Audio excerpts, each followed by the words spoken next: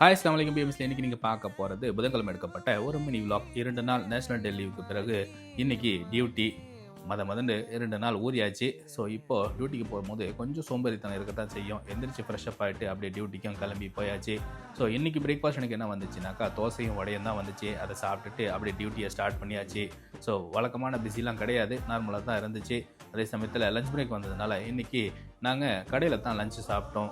Royal க்ரௌனில் போயிட்டு key ரைஸ்லாம் சாப்பிட்டுட்டு அப்படியே டியூட்டிக்கும் வந்தாச்சு. மதிய டைம் பெருசாக பிஸிலாம் இல்லை. அப்படியே அங்கேயே மகரிபத் வந்துக்கிட்டு 6 மணிக்கு டியூட்டியை முடிச்சுட்டு ரூமுக்கும் வந்தாச்சு.